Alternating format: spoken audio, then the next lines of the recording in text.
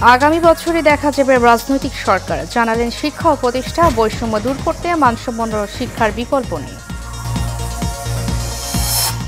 ষড়যন্ত্র রুখতে সরকারের পাশে থাকতে চান অবসরপ্রাপ্ত সশস্ত্র বাহিনীর সদস্যরা। ভারতীয় অপপ্রচারে সমুচিত জবাব দেওয়ার আহ্বান।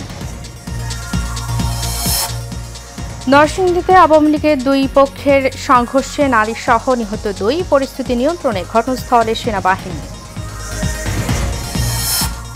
এবং হঠাৎই খোলা বাজারে বোতলজাত সয়াবিন তেলের সংকট, বাড়তি দামেও কিনতে পারছেন না ক্রেতারা।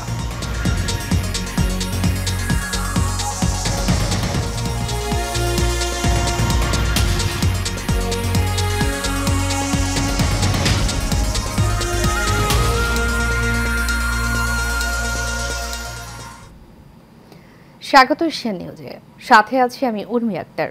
এতক্ষণ শুনছিলেন বিআরবি কেবল ইন্ডাস্ট্রিজ লিমিটেড সংবাদ শিরোনাম। এবারে চলে যাব পুরো খবরে।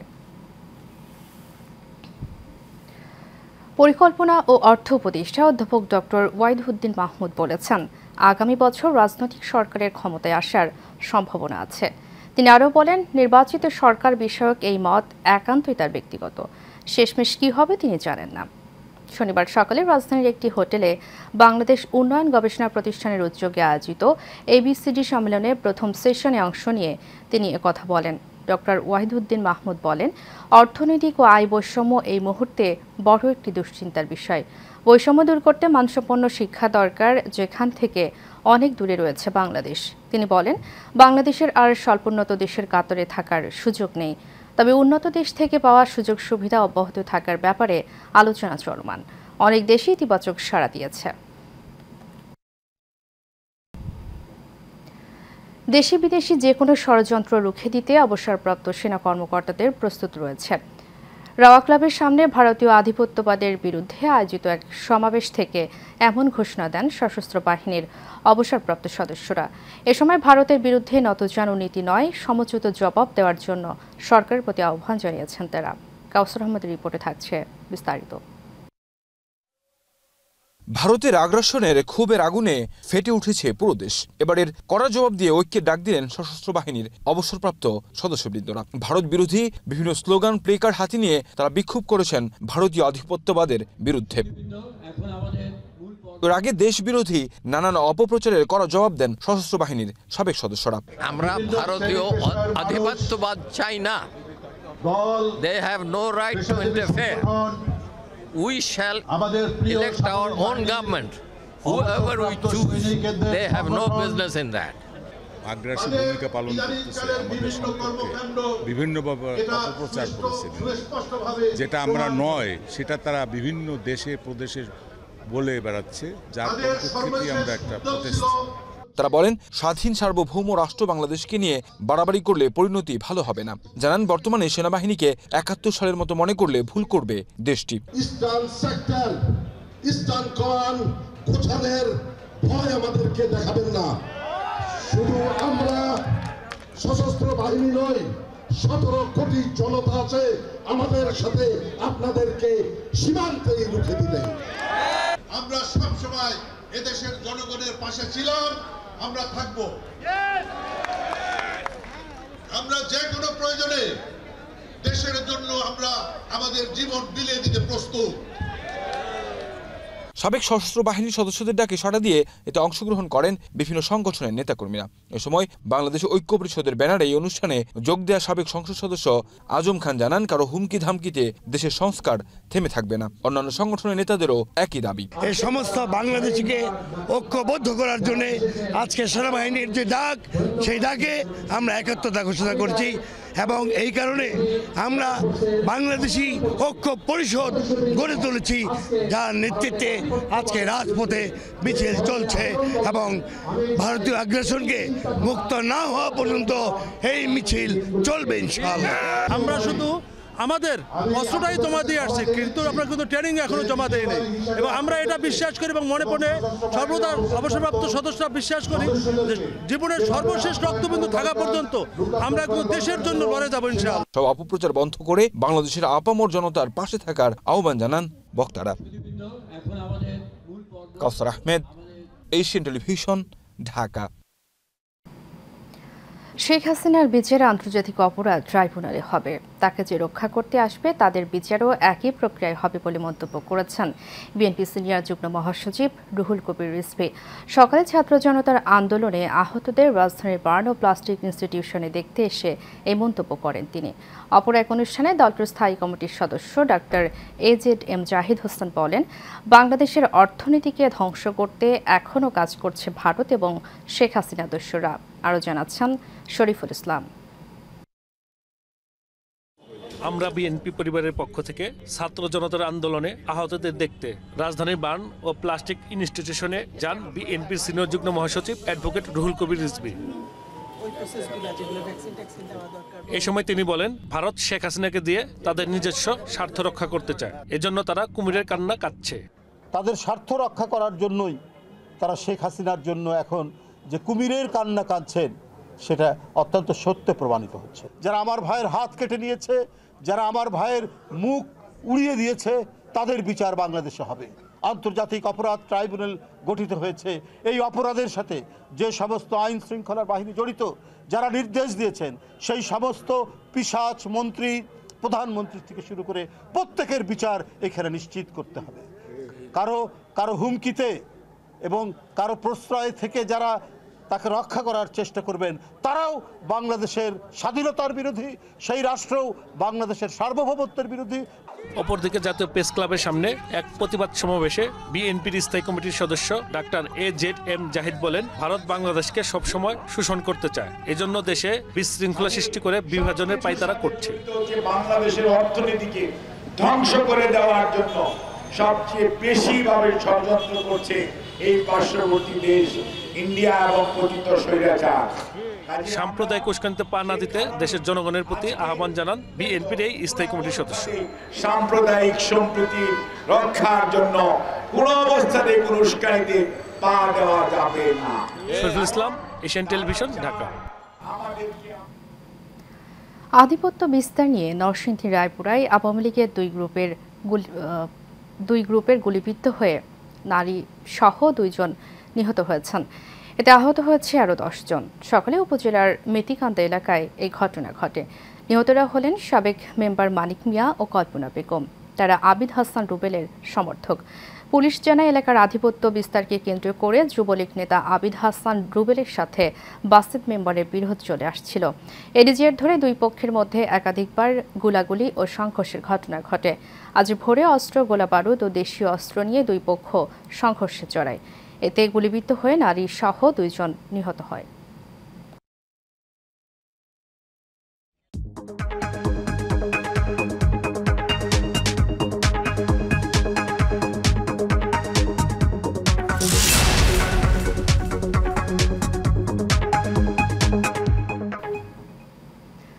এবার এক্সিম ব্যাংক বাণিজ্য সংবাদ।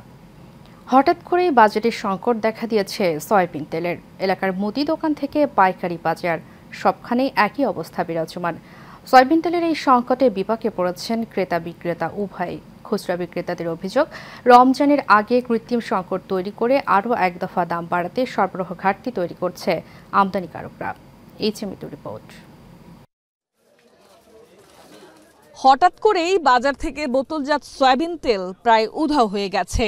বিশেষ করে বিভিন্ন ব্র্যান্ডের 1 থেকে 2 লিটার বোতলজাত সয়াবিন তেল নেই বললেই চলে। ক্রেতারা বাজারে একাধিক দোকান খুঁজে 2-1টি বোতল সয়াবিন তেল পেলেও তার দাম রাখা হচ্ছে বেশি। ভোক্তাদের অভিযোগ, বোতলজাত সয়াবিন তেল কিনতে চরম ভোগান্তি পোহাতে হচ্ছে তাদের। 4টা-5টার দোকানে রাতে গেছিলাম, কিন্তু কোনো তেল নাই। আর আগের দিনও কোনো তেল নাই। আজকে আমি তেলের মার্কেটে আসছি দেখতে, 5 লিটার তেল পাওয়া যাচ্ছে না, প্লাস এখানে তেলের দাম বেড়ে গেছে। তেল এইটা আপনার 334 টাকা লেখা, কেউ 340 টাকা চাচ্ছে। উনি বলতেছেন উনি বিক্রি করবেন, ওনার এটা নাকি বিক্রি হবে না। দোকান ঘুরছে অনেকক্ষণ, আধা ঘন্টা থেকে তেল পাচ্ছি না। ওখানে দাম করলাম 235 চাল, এখানে এনারা চাল 240, মানে ওখান থেকে এখানে 5 টাকা বেশি, 340। বিক্রেতারা জানালেন, রমজান মাস শুরুর আগে কৃত্রিম সংকট তৈরি করে আরও এক দফা দাম বাড়িয়ে অতিরিক্ত মুনাফা করে নিতে চাইছে কোম্পানিগুলো। বাজারে তেলের কিরকম সংকট, এরা যদি এক কথা বলছে তাহলে তীব্র সংকট। বাজারে সয়াবিন তেল টোটালি নাই, এটা একদম সত্য। প্রতিদিন চাহিদা আছে 10 কার্টন তেল, দিতে পারি না, এই কাস্টমার মিলিয়ে দিলে ওই যে 2 লিটার হয় না, মিলিয়ে দিলে দেয়। তেলটা একটা সিন্ডিকেট করার জন্য তারা আসলে শুধু তেল কিনতে আসে, আইসা বাজারে অসচেতন মানুষরা আসলে একটা ভোক্তাদেরকে, সাধারণ যারা ক্রেতা আছে এদেরকে আসলে নার্ভাস করার জন্য একটা অশৃঙ্খলা সৃষ্টি করে। বিশেষজ্ঞদের আশঙ্কা এই সংকট সিন্ডিকেটের উদ্দেশ্যমূলক কার্যক্রমের ফল এবং রমজান উপলক্ষে নিত্য প্রয়োজনীয় পণ্যের বাজারে এর নেতিবাচক প্রভাব ফেলতে পারে। H A Mitu, Asian television, Dhaka. দর্শক, সয়াবিন তেলের বাজার পরিস্থিতির খবর কিছুক্ষণ আগে জানিয়েছেন মানিকগঞ্জ থেকে আমাদের সহকর্মী অভি হাসান। বিভিন্ন ভোজ্য তেলের দোকানগুলোতে, মুদি দোকানগুলোতে আমরা খবর নিয়েছি, এই মুহূর্তে সব জায়গায় ভোজ্য তেলের পরিমাণ কমতে শুরু করেছে এবং সরবরাহ নেই বললেই চলে। আমি এখন ভাই, আপনাদের এই ভোজ্য তেলের সরবরাহ কেমন এবং আপনারা ভোজ্য তেল বিক্রি করছেন কেমন? ভোজ্য তেলটা বর্তমানে সরবরাহ কম আছে, ঠিক আছে, এখন আমরা নতুন রেটের পাইছি, ওইটা আমরা বিক্রি করতেছি। এবং আরেকটা বিষয় হচ্ছে যে ভোজ্য তেলের আগে যেসব ভোজ্য তেলের কোম্পানিগুলো ছিল তারা কি আসলে আপনাদের সরবরাহ দিতে পারতেছেন কিনা? খুবই কম অপ্রতুল, কিন্তু আমরা পাইতেছি না। কাস্টমারের মানে চাহিদা মেটানোর জন্য এখন বর্তমানে যেটা পাইতেছি ওইটা আমরা রাখতেছি। ধন্যবাদ আপনাকে, ধন্যবাদ। এই ছিল মানিকগঞ্জ থেকে ভোজ্য তেলের সর্বশেষ সংবাদ। স্টেট ইউনিভার্সিটি অব বাংলাদেশে শুরু হয়েছে বিজনেস কার্নিভাল 2024। শিক্ষার্থীদের মধ্যে ব্যবসায়িক পরিকল্পনার উদ্ভাবন, সহযোগিতা এবং সৃজনশীলতার প্রসারে এই আয়োজন করেছে বিজনেস ক্লাব। এই আয়োজন উপলক্ষে শিক্ষার্থীদের পদচারণায় মুখরিত স্টেট ইউনিভার্সিটির স্থায়ী ক্যাম্পাস। স্টলে বিজনেস আইডিয়া নিয়ে জড়ো হন শিক্ষার্থীরা, যা ঘুরে ঘুরে দেখছেন দর্শনার্থীরা। এমন আয়োজন শিক্ষার্থীদের আরও বেশি উদ্যমী ও সৃজনশীল কর্মকাণ্ডে উৎসাহিত করবে বলে অভিমত শিক্ষকদের। কার্নিভালের দ্বিতীয় দিনে বিজনেস টক ও তৃতীয় দিনে বিজয়ীদের মাঝে পুরস্কার বিতরণী শেষে মনোজ্ঞ সাংস্কৃতিক অনুষ্ঠানের মাধ্যমে শেষ হবে। অনুষ্ঠানটি আয়োজন করে এবং এর মাধ্যমে হচ্ছে আমাদের বিভিন্ন ধরনের অ্যাক্টিভিটিস থাকে, বিজনেস স্টাডিজ অ্যান্ড বিজনেস টক এবং কেস কম্পিটিশন, যার মাধ্যমে হচ্ছে আমরা আমাদের বিজনেসের বিভিন্ন আইডিয়াগুলো শেয়ার করতে পারি এবং এর মাধ্যমে হচ্ছে আমরা অনেক বেশি উপকৃত হচ্ছি।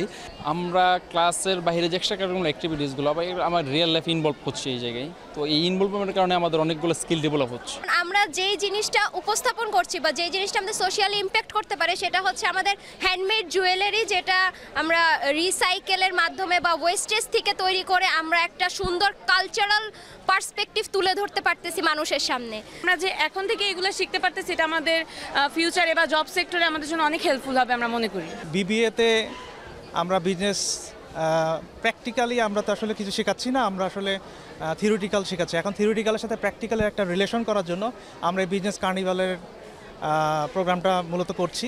এখানে হচ্ছে টোটাল 7টা স্টলের মতো আছে, তো ওরা যেটা চেষ্টা করেছে যে মানে বিজনেসটা সবসময় পড়াশোনা করে বাট বিজনেসটা ইন রিয়েল লাইফে কেমন এটাই তারা ফুটিয়ে তোলার চেষ্টা করেছে বা অ্যাকচুয়ালি ডিল করে দেখছে যে কাস্টমারের সাথে কেমন ডিলিংস করা যায়।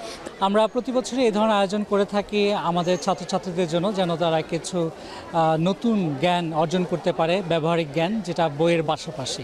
আমরা চাই যে স্টুডেন্টরা সব কিছু শিখুক, কীভাবে একটা ভালো উদ্যোক্তা হতে হবে, কিভাবে নিজেকে কর্মজীবনে প্রতিষ্ঠিত করতে হবে, সব স্কিলগুলো, হার্ড স্কিল, সফট স্কিল, সব স্কিলগুলো জানি ওনারা জানতে পারে, সেজন্য আমরা এই আয়োজনটা করেছি।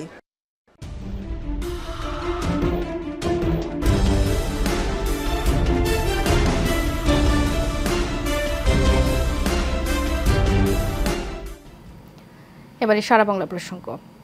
পর্যটকদের ছিনতাই সহ বিভিন্ন ধরনের সন্ত্রাসী কার্যক্রম পরিচালনার উদ্দেশ্যে ভারত থেকে অবৈধভাবে আনা ভারী আগ্নেয়াস্ত্র সহ 3 যুবককে গ্রেফতার করেছে সুনামগঞ্জ বিজিবি। তাহিরপুর পর্যটন এলাকা বড়ছড়ার একটি পরিত্যক্ত ঘর থেকে তাদের গ্রেফতার করা হয়। সংবাদ সম্মেলনের মাধ্যমে বিষয়টি নিশ্চিত করেন Sylhet sector commander colonel Mohammad Saiful Islam Chowdhury. আটককৃতরা হলেন তাহিরপুর উপজেলার টেকের ঘাটের রাজু আহমেদ ও মোহাম্মদ জালাল মিয়া ও মোহাম্মদ রাসেল মিয়া। ঝিনাইদহে বিল থেকে অজ্ঞাত এক ব্যক্তির লাশ উদ্ধার করেছে পুলিশ। সকালে সদর উপজেলা যাত্রাপুর গ্রামের মশিয়াঘাট মাঠের বিল থেকে লাশ উদ্ধার করা হয়। পুলিশ জানায় বিকেলে বিলের মধ্যে একটি পুকুরে লাশ ভেসে থাকতে দেখে স্থানীয়রা পুলিশকে খবর দেয়। পরে লাশ উদ্ধারে ময়নাতদন্তের জন্য সদর হাসপাতালের মর্গে পাঠায়। উদ্ধার হওয়া লাশের শরীরে আঘাতের কোনো চিহ্ন নেই। এটি হত্যা নাকি স্বাভাবিক মৃত্যু তা নিশ্চিত করতে পারেনি পুলিশ।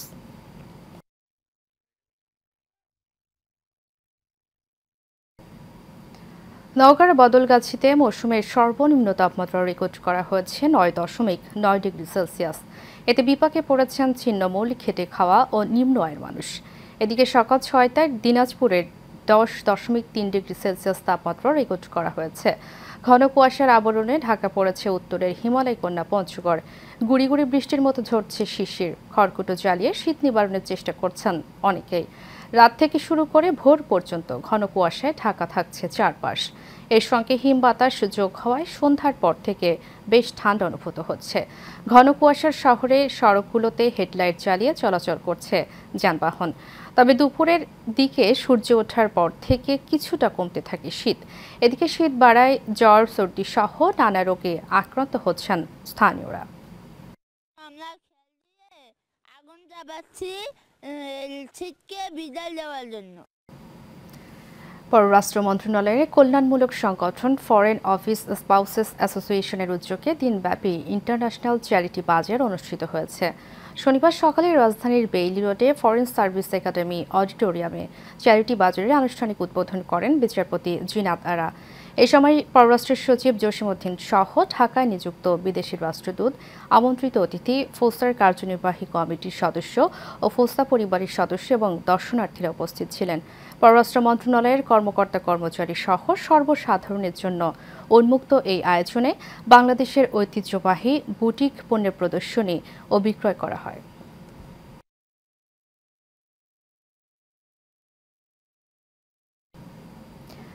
ইব্রাহিমপুর স্কুল অ্যালামনাই অ্যাসোসিয়েশনের নবনির্বাচিত কর্মকর্তাদের শপথ অনুষ্ঠিত হয়েছে। রাজধানীর গুলশান 2-এর একটি অভিজাত হোটেলে এই অনুষ্ঠান হয়। এতে উপস্থিত ছিলেন বিদায়ী সভাপতি professor doctor H I. Lutfur Rahman Khan, সাধারণ সম্পাদক মোহাম্মদ শামসুর রহমান, নবনির্বাচিত সভাপতি ডক্টর মোহাম্মদ হায়দার আলী মিয়া এবং সাধারণ সম্পাদক ছিলেন মোহাম্মদ আব্দুল হান্নান মৃধা। আর উপস্থিত ছিলেন কেন্দ্রীয় ছাত্রদলের সাবেক সহ সাংগঠনিক সম্পাদক শফিউল আজম সহ অন্যরা।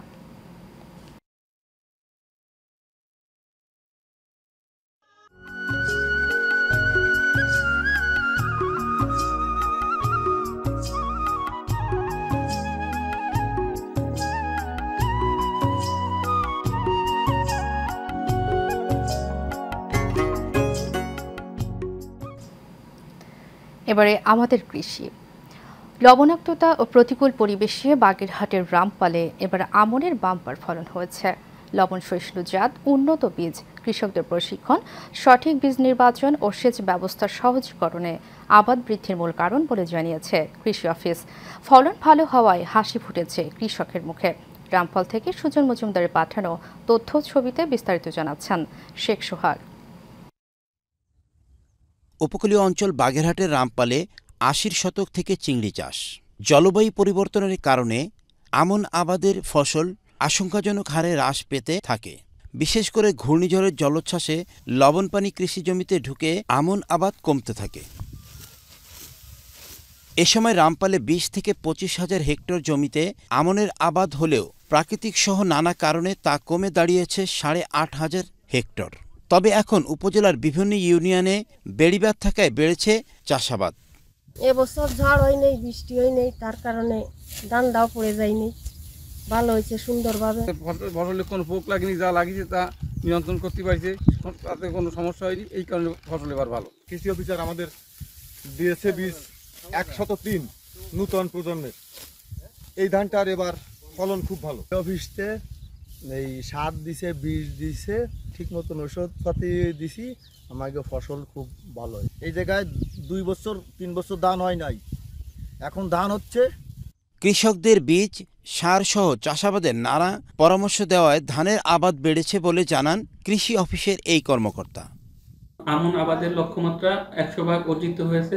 এটা সম্ভব হয়েছে আমরা কৃষি বিভাগের পক্ষ থেকে যে বীজ, সার ও অন্যান্য সহায়তা ছিল প্রান্তিক ও ক্ষুদ্র কৃষকদের জন্য, সেটা আমরা সময় মতো পৌঁছে দিয়েছিলাম।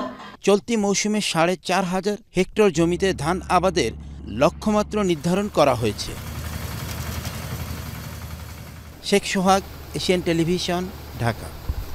শেষ করব এশিয়ান নিউজ। তারিখে বিআরবি কেবল ইন্ডাস্ট্রিজ লিমিটেড সংবাদ শিরোনামগুলো জানাবো আরও একবার।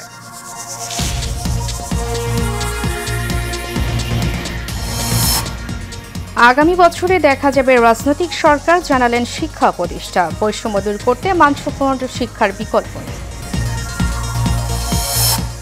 ষড়যন্ত্র রুখতে সরকারের পাশে থাকতে চান অবসরপ্রাপ্ত সশস্ত্র বাহিনীর সদস্যরা।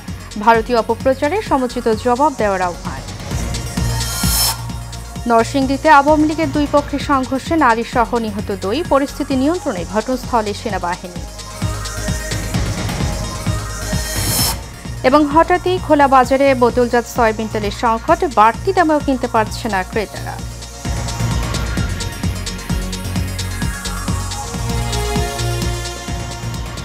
এশিয়া নিউজ এ পর্যন্তই। পরবর্তী সংবাদ দেখার আমন্ত্রণ জানিয়ে শেষ করছি। ধন্যবাদ সবাইকে।